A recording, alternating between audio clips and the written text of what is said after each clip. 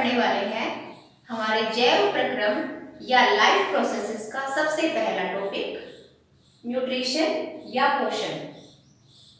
Nutrition या पोषण की परिभाषा हम दे सकते हैं the process of procurement of nutrients for growth and development. पोषक तत्वों को ग्रहण करने की प्रक्रिया को हम पोषण कहते हैं। अब इसमें पोषक तत्व या न्यूट्रिएंट्स की मैंने अभी बात की है, तो एक बार उन्हें भी समझ लें ये क्या चीज है।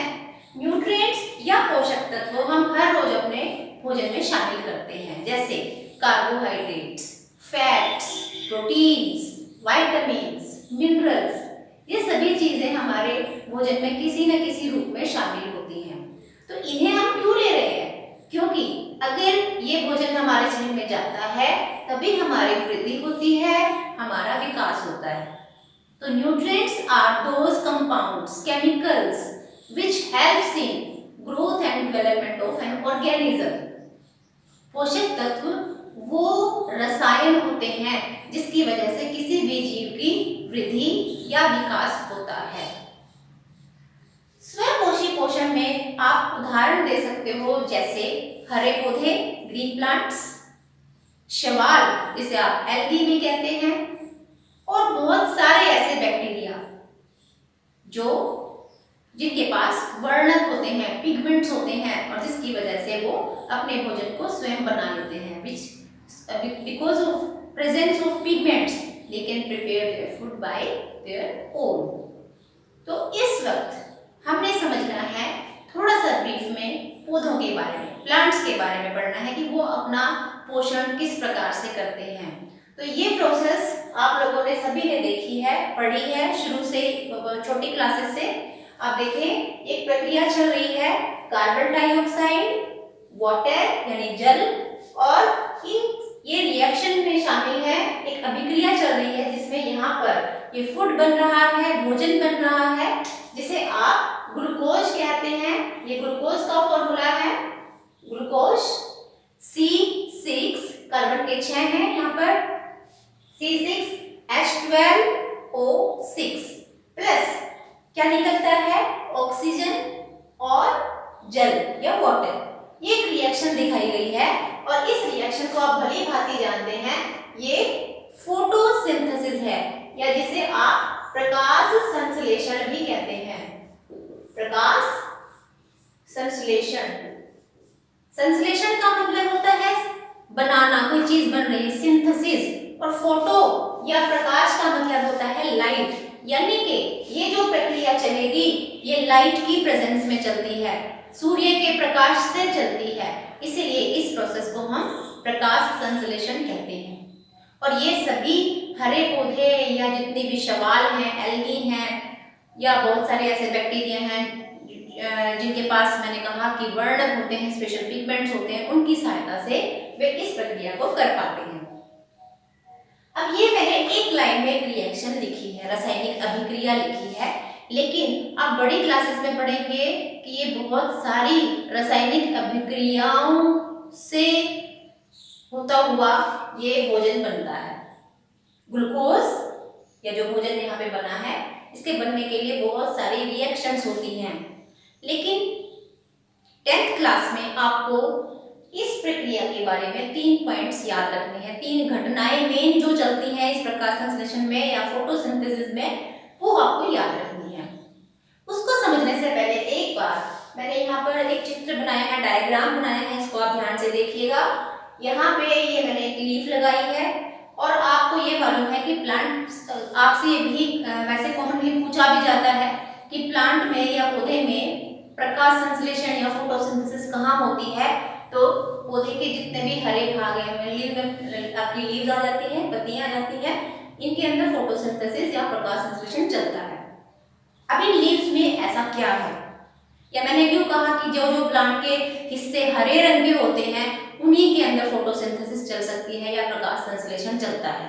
उसका कारण ये है कि इन लीव्स में या कहीं, जैसे कई बार छोटे स्टेम्स होते हैं, तने होते हैं, वो भी हरे रंग के होते हैं, तो उनमें एक पिगमेंट या वर्ण वर्णक, जिसका नाम होता है क्लोरोफिल। पौधों में हरे रंग का पदार्थ क्लोरोफिल पाया जाता है और वो क्लोरोफिल इस सूर्य के प्रकाश को, मैंने कहा कि ये जो रिएक्शन चलेगी ये सिर्फ सूर्य के प्रकाश में ही हो सकती है, सोलर लाइट की जरूरत पड़ती है। तो इस लाइट को एब्जॉर्ब करने के लिए, अवशोषित करने के लिए क्लोरोफिल नामक वर्णक की या पिगमेंट की आवश्यकता होती है।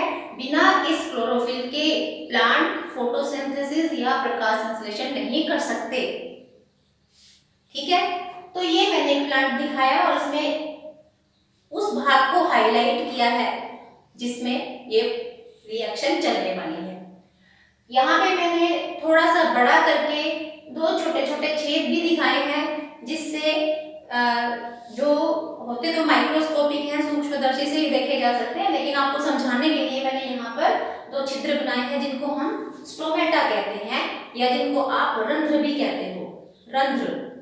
ठीक है, तो ये इस रिएक्शन में थोड़ा सा बेटा आप ध्यान से देखिएगा कि अगर प्लांट को फोटोसिंथेसिस करनी है, प्रकाश संश्लेषण करना है, तो उसे क्या क्या सामान चाहिएगा, कौन कौन सी कच्ची सामग्री चाहिएगी, what are the different raw materials required for photosynthesis, और उनके सोर्स क्या क्या है, कहाँ से वो लेंगे। तो सबसे पहले तो कच्ची सामग्री देख लेते हैं। आप देखोगे कि इसमें कार्बन डाइऑक्साइड नामक गैस की आवश्यकता पड़ती है, मैंने यहाँ लिखा raw materials carbon dioxide gas.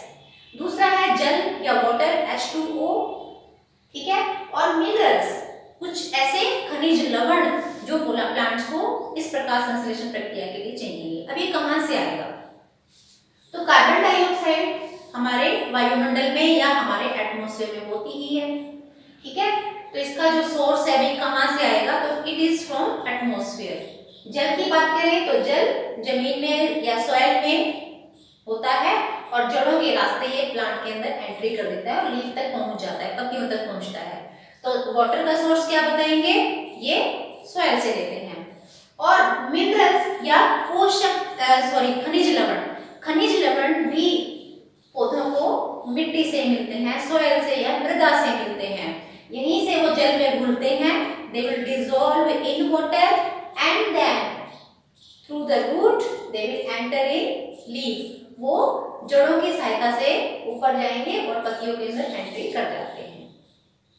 ठीक है, अब जब यहाँ पर ये आपने पढ़ लिया कि कच्ची सामग्री में कार्बन डाइऑक्साइड, जल, मिनरल्स या खनिज लवण, उनकी जो सोर्सेज है इसके बारे में हमने बात की। अब इसके अलावा और दो चीजें हम यहाँ पर डिस्कस करें कि प्लांट को इसके साथ साथ सोलर एनर्जी या सूर्य का प्रकाश चाहिए जो सूर्य देने वाला है, और क्लोरोफिल जो है वो हरे रंग का पदार्थ, हरे रंग का वर्णक पिगमेंट जो सभी पत्तियों में पाया जाता है। अगर पौधे के किसी भाग में ये हरे रंग का पदार्थ नहीं है तो आप ध्यान में रखेंगे इसके बिना उनमें प्रकाश संश्लेषण नहीं हो सकती, उस हिस्से में नहीं हो सकती।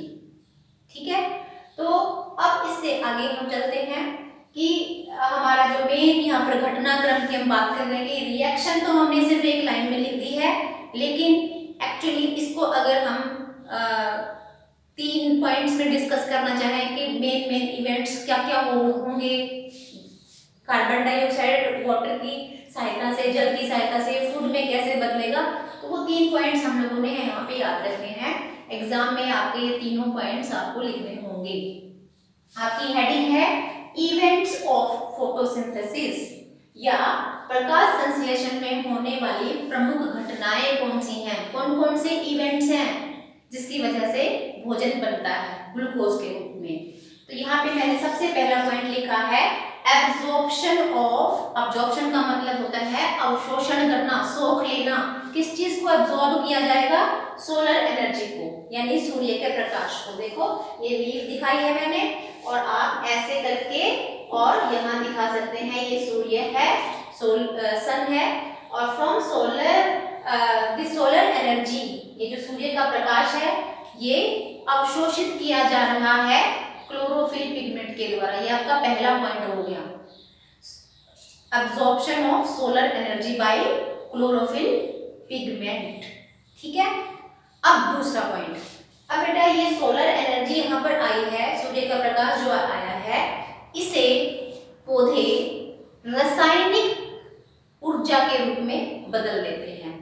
अब ये पढ़ा है आपने फिजिक्स में कि एनर्जी या ऊर्जा की फॉर्म्स जो हैं उनका जो रूप है वो बदल सकता है और बदलता रहता है। किसी न किसी फॉर्म में वो एक टाइप का जो एनर्जी का जो फॉर्म है वो किसी और फॉर्म में बदल सकता है। तो यहाँ पर भी आपने वही बात कर दी है, सूर्य की जो ये एनर्जी है, सोलर एनर्जी है, इस ऊर्जा को अब रासायनिक ऊर्जा में बदल दिया जाएगा।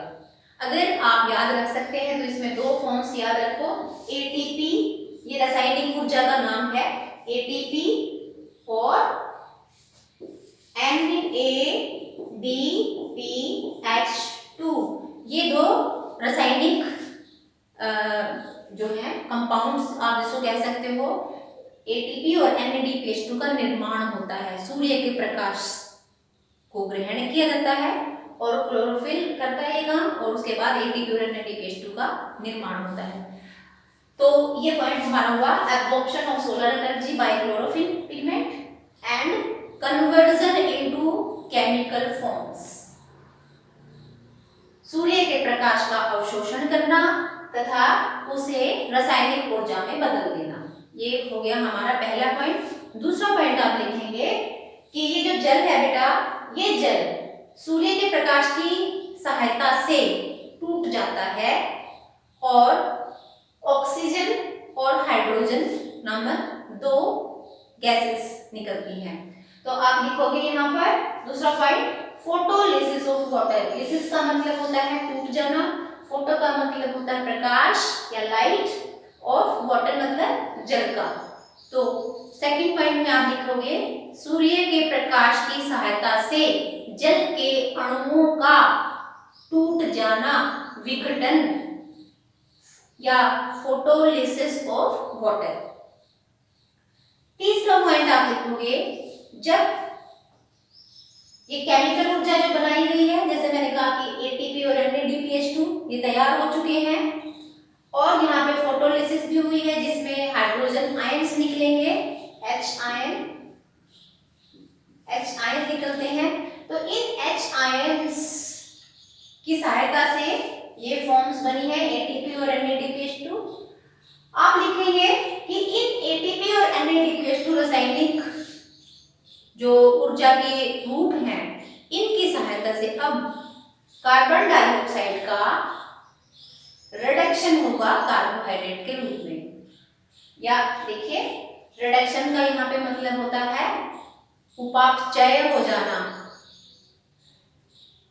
कार्बन डाइऑक्साइड आप बहुत सिंपल लिख सकते हो, कार्बन डाइऑक्साइड का कार्बोहाइड्रेट्स में बदल जाना। एटीपी और NADPH2 नामक ऊर्जाओं की सहायता से कार्बन डाइऑक्साइड का कार्बोहाइड्रेट में बदल जाना या रिड्यूस हो जाना। दोबारा से एक बार देख लें, सूर्य के प्रकाश या सोलर एनर्जी को एब्जॉर्ब किया जाना, अवशोषण किया जाना और उसे किसी केमिकल फॉर्म में बदल लिया जाता है। इसके साथ साथ वाटर या जल के अणुओं का अपघटन होता है, फोटोलिसिस होती है, टूट जाता है जल का अणु या वाटर के जो मॉलिक्यूल्स हैं वो टूटते हैं। और तीसरा पॉइंट आप लिख सकते हो कि there is reduction of carbon dioxide, ये जो कार्बन डाइऑक्साइड है ये रिड्यूस हो जाती है ग्लूकोज के अंदर। Reduction of carbon dioxide in glucose या कार्बन डाइऑक्साइड का कार्बोहाइड्रेट में रासायनिक ऊर्जा को लेकर बदल जाना। तो ये तीन इवेंट्स या तीन घटनाक्रम आपने अपने इस टॉपिक में लिखे हैं। And I hope this is clear to you.